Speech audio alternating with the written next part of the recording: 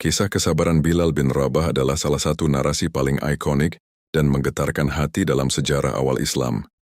Ia bukan sekadar cerita tentang ketahanan fisik menanggung rasa sakit, melainkan sebuah monumen keteguhan iman, istiqamah, yang luar biasa dalam menghadapi penindasan yang paling brutal. Bilal bin Rabah adalah simbol bahwa kemuliaan dalam Islam tidak ditentukan oleh ras, status sosial, atau kekayaan, melainkan oleh ketakwaan dan kekokohan tauhid di dalam dada.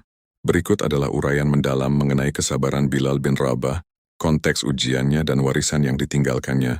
1. Latar belakang. Cahaya di tengah kegelapan jahiliyah. Bilal lahir di Makkah sebagai seorang budak dari keturunan Abyssinia, Ethiopia modern. Ia adalah milik Umayyah bin Khalaf, salah satu pembesar Quraisy yang paling keras memusuhi Islam.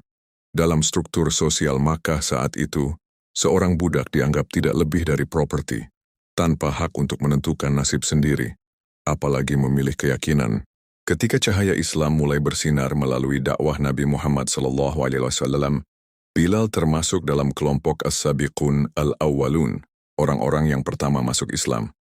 Ia tertarik pada ajaran yang membebaskan jiwa manusia dari penyembahan sesama makhluk menuju penyembahan hanya kepada Allah yang Esa, serta ajaran yang menyetarakan derajat manusia. Ujian keimanan, puncak penyiksaan fisik. Ketika berita keislaman Bilal sampai ke telinga tuannya, Umayyah bin Khalaf, ia murka. Bagi para pemuka Quraisy, seorang budak yang berani menganut agama baru, yang menentang tatanan sosial dan agama nenek moyang mereka, adalah sebuah pemberontakan yang harus ditumpas dengan keras, agar tidak menjadi contoh bagi budak-budak lainnya. Disinilah kesabaran Bilal diuji hingga batas kemanusiaan. Penyiksaan di padang pasir. Umayyah bin Khalaf akan menyeret Bilal ke padang pasir Makkah yang membara, saat matahari berada tepat di atas kepala, tengah hari. Ia ditelentangkan di atas pasir yang begitu panas hingga bisa mematangkan daging. Batu besar di dada. Tidak cukup dengan panasnya pasir, Umayyah memerintahkan agar sebuah batu besar diletakkan di atas dada Bilal. Beban itu menghimpit pernapasannya dan menghancurkan tulang rusuknya. Tuntutan sang tuan. Dalam kondisi kritis tersebut, Umayyah memberikan ultimatum.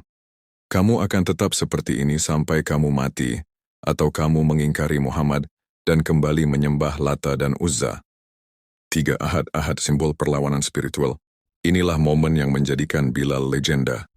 Dalam puncak rasa sakit, ketika kebanyakan manusia akan menyerah, atau setidaknya berpura-pura menyerah demi menyelamatkan nyawa, Bilal menunjukkan kesabaran yang melampaui logika. Alih-alih merintih meminta ampun atau menuruti perintah tuannya, dari bibir Bilal yang kering dan pecah hanya keluar satu kata yang diulang-ulang dengan lirih namun tegas. Ahad, Ahad, Yang Maha Esa, Yang Maha Esa. Kata ini bukan sekadar zikir, ini adalah deklarasi perang spiritual. Ini adalah penolakan total terhadap Lata, Uzza, dan kekuasaan Umayyah bin Khalaf. Dengan kata Ahad, Bilal menegaskan bahwa meskipun tubuhnya bisa diperbudak dan disiksa, jiwanya telah merdeka dan hanya tunduk pada Tuhan yang satu, Allah Subhanahu wa Ta'ala. Kesabaran Bilal di sini bukanlah sikap pasif menerima nasib, melainkan sebuah tindakan aktif mempertahankan keyakinan di bawah tekanan ekstrim. 4. Pembebasan dan kemuliaan. Pemandangan penyiksaan yang mengerikan itu disaksikan oleh Abu Bakar As-Siddiq. Hatinya teriris melihat keteguhan iman seorang budak yang disiksa dengan begitu kejam. Abu Bakar kemudian mendatangi Umayyah bin Khalaf dan menawarkan untuk membeli Bilal. Umayyah, yang sudah frustrasi karena gagal mematahkan semangat Bilal, akhirnya setuju menjualnya dengan harga yang mahal. Namun baginya, Bilal sudah tidak berharga karena rusak membangkang. Setelah dibebaskan oleh Abu Bakar, Bilal segera menemui Rasulullah SAW. Statusnya berubah total. Dari seorang budak yang hina di mata masyarakat Quraisy, ia menjadi salah satu sahabat terdekat Nabi yang paling dihormati. Kesabarannya dibalas tuntas oleh Allah SWT di dunia. Menjadi muadzin pertama, Rasulullah memilih Bilal, pria berkulit hitam mantan budak, untuk menjadi orang pertama yang mengumandangkan azan, panggilan suci untuk salat. Suaranya yang indah dan lantang bergema di Madinah. Penaklukan Makkah, Fathu Makkah. Ketika Makkah ditaklukkan, Rasulullah memerintahkan Bilal untuk naik ke atas Ka'bah dan mengumandangkan azan. Bayangkan, di tempat ia dulu diseret dan disiksa di atas pasirnya, Kini ia berdiri di titik tertingginya, memproklamasikan kebesaran Allah. 5. Dimensi kesabaran Bilal. Kesabaran, sabar. Bilal bin Rabah mencakup beberapa dimensi. Sabar dalam ketaatan. Ash-syabru ala ta'ah. Ia bersabar untuk tetap teguh menjalankan perintah Allah, bertauhid, meskipun konsekuensinya sangat berat.